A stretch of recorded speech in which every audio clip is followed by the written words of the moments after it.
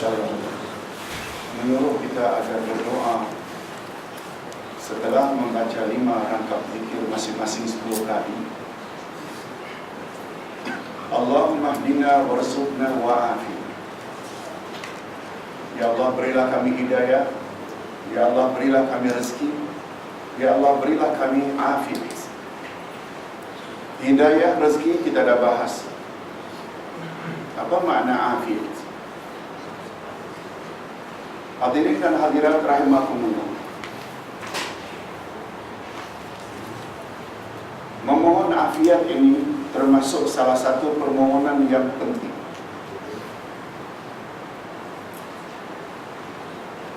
Ustaz buktikan.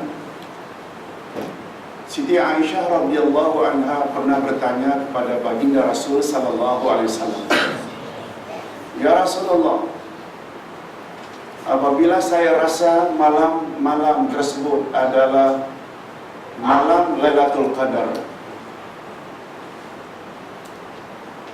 apa yang saya patut minta?" Ternyata yang diajar oleh Nabi, tolong ikuti. Allahumma innaka afuwwun tuhibbul afwa fa'fu anni. Ya Allah, sesungguhnya Engkau adalah Maha Pemaaf, Afuwwun tuhibbul afwa. Engkau suka kepada kemaafan atau pengampunan. Fa'fu anni, maka ampunkanlah aku.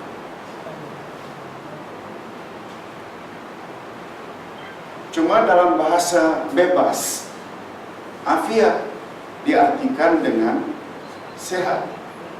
Sebenarnya bukan sehat. Orang kita saja jadikan dia sebagai kata-kata majmuk, sehat wal afiat.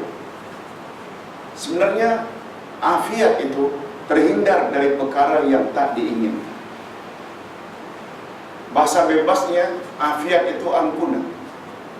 Setuju tak kalau Ustaz katakan orang yang sepatutnya hukuman digantung lalu dapat ampunan, akhirnya tak jadi digantung? Betul tak? Pengampunan membawa makna dia yang sepatutnya mendapat siksaan akhirnya dibebaskan, tak jadi disiksa. Itu sebabnya permohonan yang diajar oleh Nabi, perjalanan dari rumah menuju ke masjid, antara lain Allahumma afini fi sam'i wa afini fi basari wa afini fi jasadi. Ya Allah, afiatkan aku pada telingaku, afiatkan aku pada mataku, afiatkan aku pada jasadku. Afiat maknanya terhindar daripada perkara yang tak elok. Bila terhindar telinga dari peka, kan maknanya telinga sihat. Bila terhindar mata daripada sakit mata atau buta, kan maknanya mata yang sehat.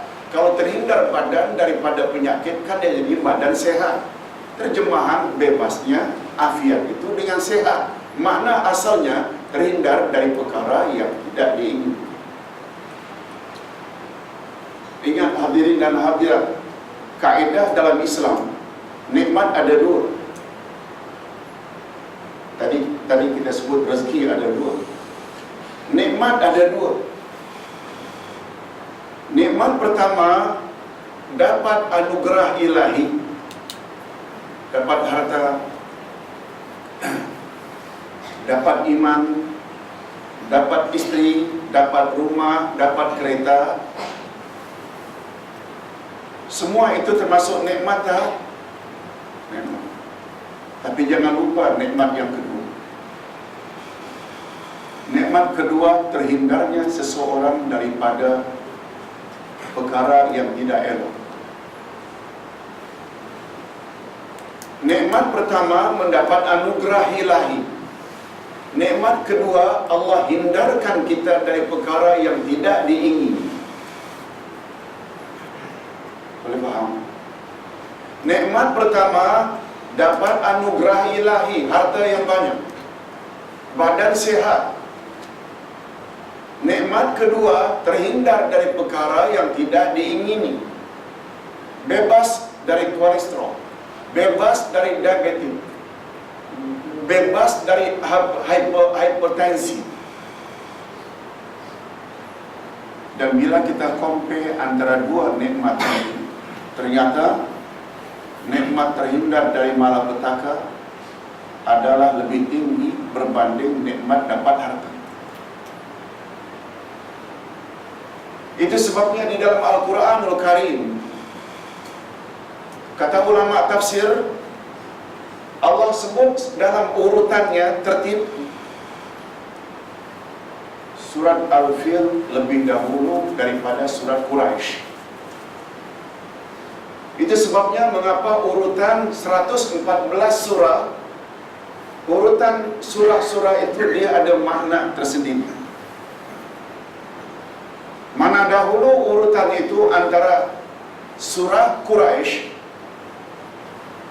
yang menyebut tentang kelebihan orang Quraisy yang mendapat keamanan dan kemakmuran hidup, itu Quraisy. Diawali dengan surat Al-Fil, yaitu orang Quraisy terhindar daripada serbuan tentera bergajah.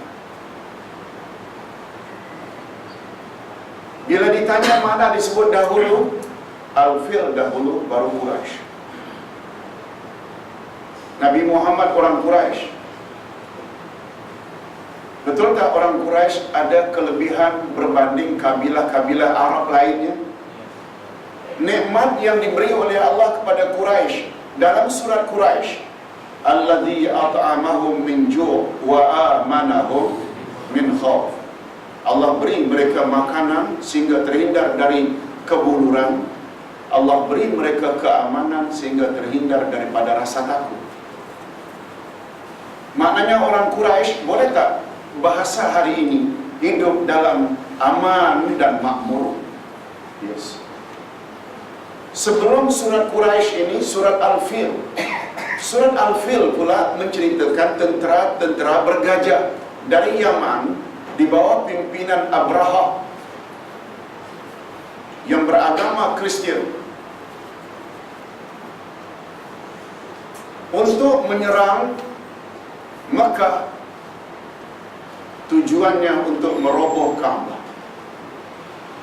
Lalu dalam perjalanan menuju ke Ka'bah, Allah Subhanahu wa taala lindungi orang-orang Quraisy, penduduk Makkah, dengan mengirim burung ababil. Betul tak kesimpulan surat Al-Fil? Quraisy terhindar dari malapetaka. Quraisy pula membawa makna Allah beri makmur dan keamanan. Didahulukan Al-Fil, terhindar Quraisy dari malapetaka, baru Quraisy dapat banyak harta, memberi isyarat nikmat terhindar dari malapetaka adalah lebih utama berbanding nikmat banyak harta. Oleh sebab itu orang-orang kaya yang hidup di kawasan elit, kereta saja 7, maid saja ada 3, bilik rumahnya ada 10,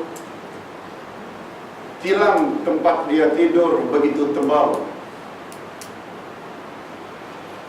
Tapi sayangnya bila makan lunch ke atau dinner atau breakfast, makan sikit saja.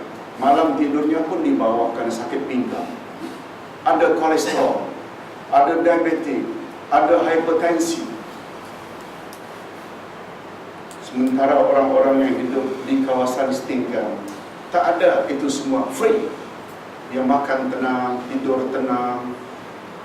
Mana sebenarnya yang lebih mendapat nikmat, yang terhindar dari malapetaka walaupun dia hidup di kawasan yang miskin, berbanding hidup di kawasan mewah, segala-galanya ada tapi banyak penyakit.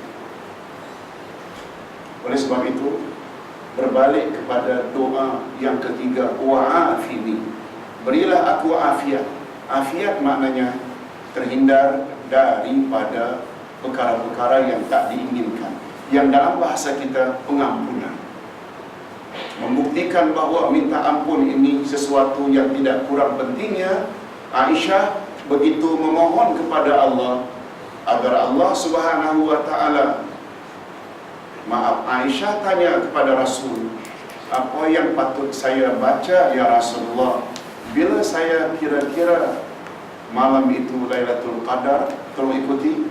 Allahumma innaka afuwun tuhibbul afwa fa'fu anni.